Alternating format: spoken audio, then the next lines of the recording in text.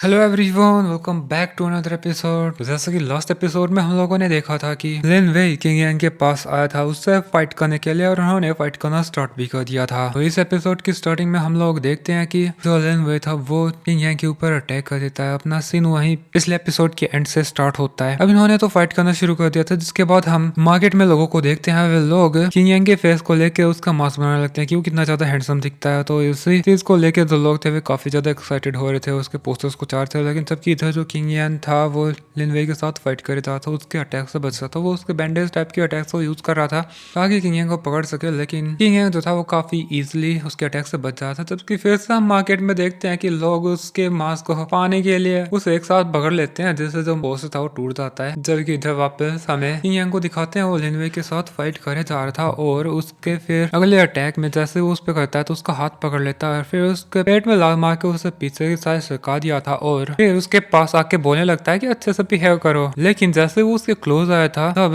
लिन वेई उसकी power release करता है, जिससे किंग यान तुरंत ही पीछे हट जाता है। वो इस बार पहले से खतरनाक अटैक करने लगा था। किंग यान भी उसके अटैक से बचते बचाते सीधा ही उसके करीब आके उसके पेट में एक पाम अटैक मार देता है, जिससे वो पीछे इस साइड एक बिल्डिंग पे उठता जा लगा था। तो उस बिल्डिंग का मलबा नीचे आके गिरा था, तो लोग भी फिर वहां से भागने लगते हैं। अब लिन वेई जिससे काफी ज्यादा लड़कियों को उम्मीद थी वे सैड हो जाती है कि ये तो किसी काम का नहीं है, मुझे उससे कितनी ज्यादा उम्मीदें थी। खैर इधर जो बिल्डिंग गिरे थे उधर किंग यांग आ जाता है और वो बोल रहा था कि तुम अभी भी जिंदा हो कि नहीं, मैंने तो इतना पावरफुल अटैक नहीं करा था। इधर हमें दिखाते हैं कि लिन वेई अभी भी जिंदा था और वो बड़ा बड़ा बोल रहा था, लगता है जितने मैंने उम्मीद करी थी तुम मुझसे स्ट्रॉन्ग हो। हाँ मैं मानता हूँ कि मैंने यून जुआन को फंसाने के लिए लिन बेई हुआ का साथ दिया और तुम्हारी यून फैमिली के एल्डर्स को भी बोला था कि वे उससे है कोई का साथ ताकि मिलकर तुम्हारी फैमिली को मैस करवा सके। हालांकि मेरा प्लान फेल हो गया, लेकिन ये मत सोचना कि तुम मुझे इतनी आसानी से हरा दोगे। तो किंग यांग बोलता है कि तुमने इतना सब कुछ प्लान किया, क्या सिर्फ ये मुझसे प्रोवोक करने के लिए था? नहीं, ऐसा तो नहीं होना चाहिए। मुझे मानना इतना भी आसान नहीं है, बट तुम्हारी हालत देख के लगता नहीं है कि तुम बच पाओगे। लेकिन तभी जो लिन वेई था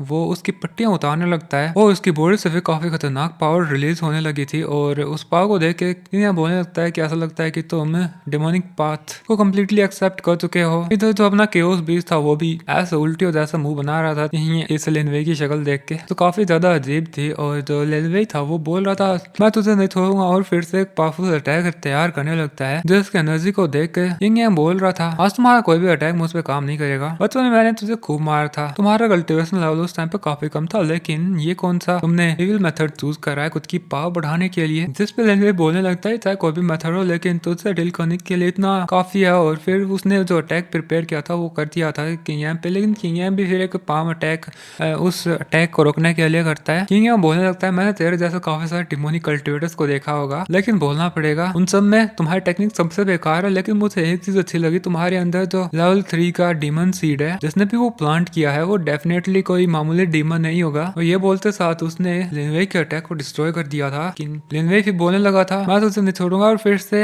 दोबारा से अटैक करने लगता है। लेकिन अभी किंग यांग उसको बोले जा रहा था कि अगर मैं सही सोच रहा हूँ तो दो कोई और उसके बेटे हेलो के अंदर जो डिमोनिक सीड्स प्लांट किए थे वो तुमने ही किए थे, उनको तो मैंने डिस्ट्रॉय कर दिया और तुम्हें भी डिस्ट्रॉय करना मुश्किल नहीं है। अब किंग यांग तो लिन वेई के उस अटैक से बच जाता है। बचते बचाते फिर वो बाहर आ गया था। वो बोल रहा था मैं मानता हूँ कि तुम्हारे अंदर जो लेवल 3 का डिमोनिक सीड है वो काफी ज्यादा लो ग्रेड का है, लेकिन फिर भी मैं उसे वेस्ट नहीं करना चाहता, बट तुमसे डील करने के लिए इतना सफिशिएंट होगा।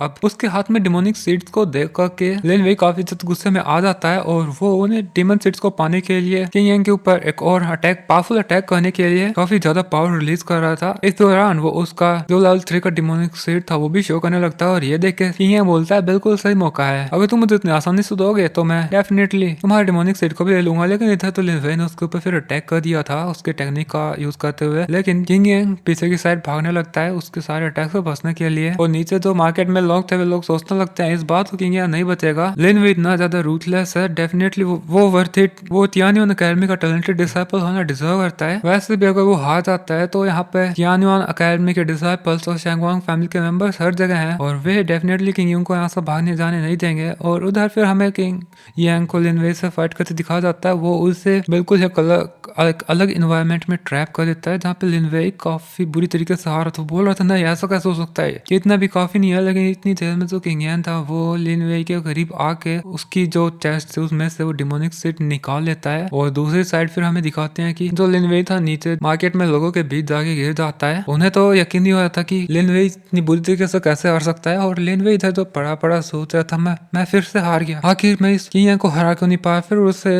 उसके पेरेंट्स और उसके मास्टर की बात याद आती है। मतलब वे लोग उसे डांट मार रहे थे कि वो यून फैमिली उस लड़के से फिर से हार गया, उसे पनिशमेंट मिलेगी। जब वो बचपन में हारता था तब भी उसे पनिशमेंट मिलती थी। जिसके बाद उसके मास्टर ने उसके अंदर डिमोनिक सीड प्लांट करने में हेल्प करी थी। उसे तो लगा था कि वो काफी इजीली किंग यांग को हरा देगा, लेकिन वो अभी भी नहीं हरा पाया था। फिर उसे उसके फादर की वही मेमोरीज याद आती है कि जो उसने बोला था कि अब तुमने डिमोनिक पाथ को चुन लिया है तो तुम्हारे पास हारने का कोई ऑप्शन नहीं है। अगर तुम्हारे इस डिमोनिक पाथ के बारे में सैंगवान फैमिली को पता चला तो वे लोग हमारी फैमिली को खत्म कर देंगे, क्योंकि पहले तुम्हारी एंगेजमेंट उनसे भी हो चुकी है। और इधर जो लिन वेई था वो नीचे पड़ा था, वो सोच रहा था कि अब उसका क्या होगा। वो फिर से हार गया। जिसके बाद हमें किंग यांग को दिखाते हैं यहाँ का सारा तमाशा खत्म हो गया था और वो उस लेवल 3 के डिमोनिक कोर को लेकर के यहाँ से उसके फैमिली की तरफ वापस से जाने लगता है। जाते टाइम पे वो उस डिमोनिक कोर को उस बिच को दे देता है। वो उसकी फर से उससे जो डिमोनिक एनर्जी थी उसको फिनिश कर देता है। किंग यहाँ पे थोड़ा सैड हो जाता है। वो बोल रहा था लिन वेई हमेशा से अच्छा लड़का था, लेकिन उसकी सच्चाई का फायदा बुरे लोगों ने खूब उठाया। खैर ये कहीं ना कहीं उसकी भी चॉइस रही होगी। लेकिन तभी पीछे से हम तियान्युआन अकेडमी के वाइस डीन को देखते हैं। लेकिन तभी हम तियान्युआन अकेडमी के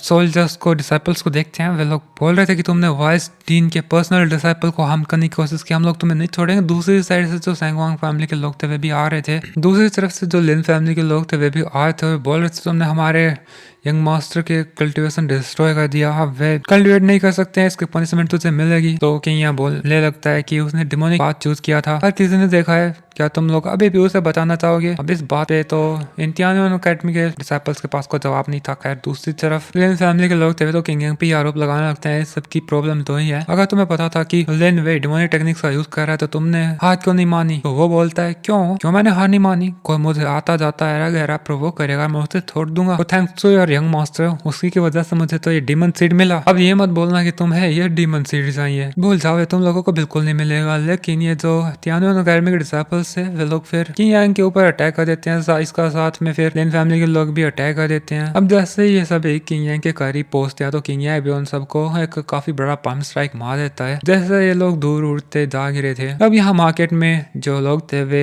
सारे किंग यांग के फैन हो चुके थे कि ये भी लिन वेई से कम हैंडसम नहीं है और इतना ज्यादा स्ट्रॉन्ग भी है। जबकि इधर किंग यांग उन लोगों को बोलता है कि ठीक है अब शो ओवर हो चुका है, तुम लोग जाओ, मैं भी जाता हूँ। और वो जाने के लिए मुड़ा ही था कि तभी यहाँ पर हम यून फैन को देखते हैं। वो एक बिल्डिंग पे खड़ा होके उसके सर्वेंट को बोल रहा था तुम जाओ, जैसा कहा वैसा करो। फिर हम उस सर्वेंट को देखते हैं वो जैसे तैसे भीड़ से निकल के किंग यांग के सामने आके बोलने लगता है कि तुमने बहुत बड़ी ट्रबल क्रिएट करी है, किंग यांग तुम बचोगे नहीं। तो किंग यांग रुक के बोलता है मैंने क्या करा है? जिस पे वो सर्वेंट बोलने लगता है कि तुमने जो आयरन वॉल्फ गैंग थे उसको खत्म करा, इसके अलावा लिन फैमिली से पंगा लिया और अब तो तुमने लिन वेई को हार्म कर दिया, तो सैंगवान फैमिली तुम्हें छोड़ेगी नहीं। उनकी यंग में उसके साथ एंगेजमेंट थी, तुमने बहुत से लोगों को ऑफेंड किया है और तुम्हारा पाथ अब खत्म हो चुका है, ये लोग तुम्हें नहीं छोड़ेंगे। तो ये बोलता है तो फिर इस बात की चिंता तुम्हें करने की जरूरत नहीं है। जिस पे सर्वेंट बोलने लगता है कि तुम इनकम्पिटेंट हो, अगर तुम मेरे मास्टर की शरण में आ जाते हो तो वे तुम्हारी डेफिनेटली हेल्प करेंगे। जिस पे किंग यांग बोलता है तुम्हारा मास्टर वही यून फैन है ना, वही कुत्ता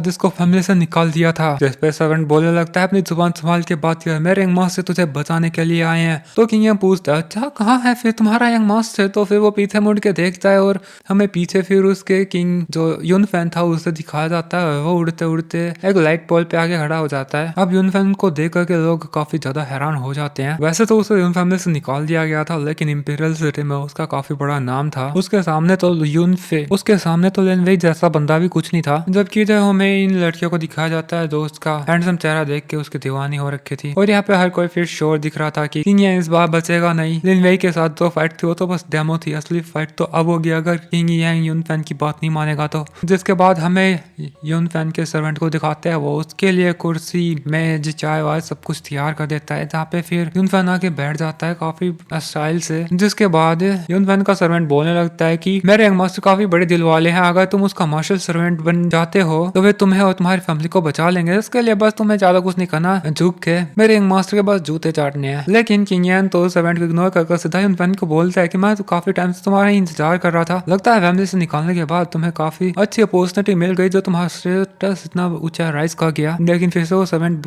उसको रोकते हुए बोलता है अपनी जवान सवाल के बाद क्या हमारे यंग मास्टर से मेरे यंग मास्टर की पोजीशन तक तो पहुंचने के तुम सपने ही देख सकते हो। किंग यांग तो जोर से हंसने लग जाता है। वो इतना जोर जोर से हंस रहा था कि यून फैन को तो ये सब कुछ बहुत ज्यादा अनोइंग लग रहा था। और वो सर्वेंट बोलता है कि तेरे हिम्मत कैसे हमारे यंग मास्टर पे हंसने की, जिसपे किंग यांग बोलता है कि मैं तो ये देख के हंस रहा हूँ कि तुम किस हद तक इस यून फैन की तरफदारी कर रहे हो, बिल्कुल एक ओबीडियंट डॉग की तरह। अभी यून फैन भी थोड़ा थोड़ा अनोय होने लगा था कि किंग यांग अभी उसकी कोई भी बात नहीं मान रहा। और इधर जो सर्वेंट था वो भी काफी ज्यादा गुस्से में आ जा रहा था कि किंग यांग कुछ ज्यादा ही मुंह चला रहा है। इतनी ज्यादा इंसल्ट वो भी सहन नहीं कर पाता। बोलता है कि यंग मास्टर आप प्लीज इस यंग मास्टर, और बोलता है कि यंग मास्टर आप प्लीज इस सर्वेंट को आदेश दे ताकि मैं इसको जान से मार सकूं। और उसके ऐसा बोलते ही हमें मार्केट में दूसरे लोगों को दिखाते हैं। वे लोग अभी गैम्बलिंग करना शुरू कर देते हैं कि इस बार किंग यांग जीतेगा या फिर इस बार किंग यांग बचेगा या फिर नहीं। इधर भी हम दूसरी तरफ मार्केट में लोगों को देखते हैं। वे लोग बैटिंग करने लगते हैं कि इस बार किंग यांग मरेगा या फिर इस यून फैन का सर्वेंट बनेगा। वे लोग अपनी अपनी कीमती चीजें दांव पे लगाए थे। हम एक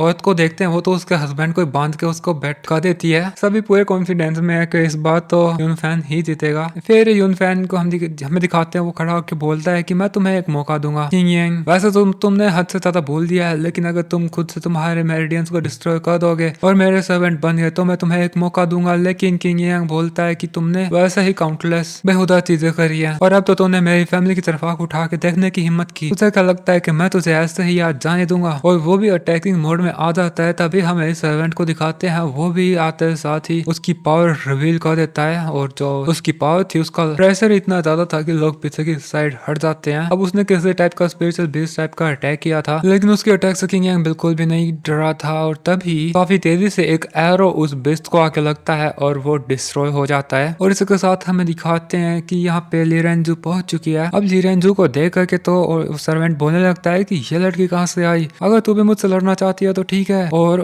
उस लड़की पे अटैक करने के लिए जा रहा था। वो भी किसी टाइप का अटैक कर रहा था जिससे काफी सारी शेडोज निकल रही थी।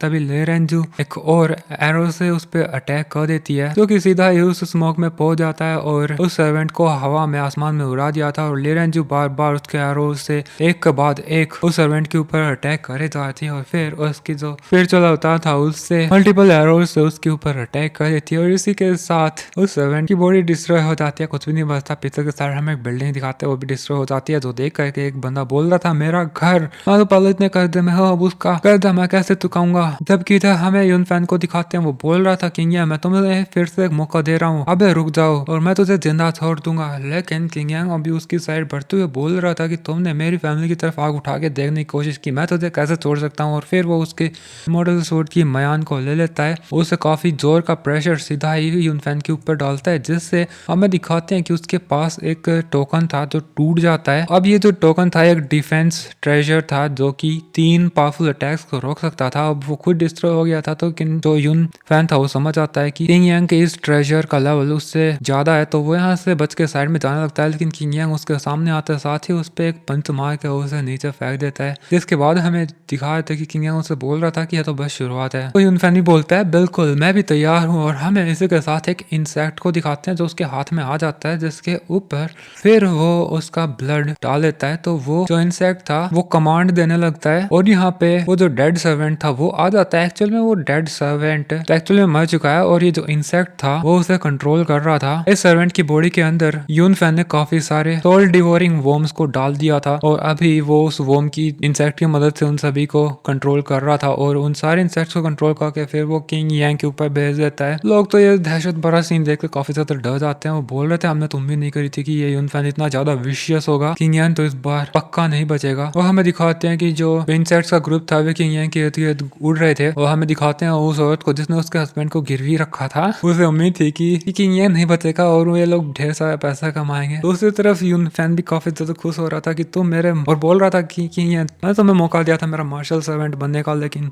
तुम्हें नहीं पता तुम्हारे लिए क्या अच्छा है। ठीक है मैं तुम्हें अपने इंसेक्ट्स का खाना बना लेता हूँ, ये पॉइजनस इंसेक्ट तुम्हारे सोल को डिवोर करेंगे तो और तुम्हारी बॉडी को नोच नोच के खा जाएंगे, एक खून की बूंद तक नहीं बचेगी। अब वो ऐसा सब कुछ बोल तो रहा था, लेकिन तभी हमें उस इंसेक्ट के ग्रुप को दिखाते हैं जो किंग यांग के साइड चिपटा हुआ था और वे इंसेक्ट्स उड़ करके वापस से यूनफैन की तरफ आने लगता है, जिससे वो तो काफी ज्यादा डर जाता है कि इंसेक्ट्स वापस क्यों आ रहे हैं और वो उन्हीं के साथ बीच में फंसा डील कर रहा था। लेकिन अचानक से वे सारे इंसेक्ट्स गायब हो जाते हैं, क्योंकि हमें दिखाते हैं कि जो केओस बीस्ट था उन सार को खा रहा था, तो वे उनकी जान बचा के भाग रहे थे। लेकिन अभी वे इंसेक्ट्स खुद को बचा नहीं पाते और केओस बीस्ट सबको खा जाता है। यूनफैन तो काफी ज्यादा हैरान हो गया था कि ये किस टाइप का बीस्ट, ऐसा कैसे हो सकता है। लेकिन इधर जो केओस बीस्ट था वो उसे थैंक्स फॉर द मील बोल रहा था। किंग यांग बताता है कि केओस बीस्ट किसी भी चीज को डिवोर कर सकता है, तुम्हारे इंसेक्ट्स तो उसके दांतों के बीच की जगह भी नहीं भर सकते। तभी यूनफैन काफी ज्यादा गुस्से में उसी कंट्रोलिंग इंसेक्ट को निकाल लेता है, लेकिन तभी उसके ऊपर अटैक हो जाता है और वो जो इंसेक्ट था वो खत्म हो जाता है। और ये अटैक ले रेंजू नहीं करा था, उसके एरो से वो इंसेक्ट जैसे ही मरता है तो यूनफैन भी काफी ज्यादा इंजर हो जाता है। किंग यान फिर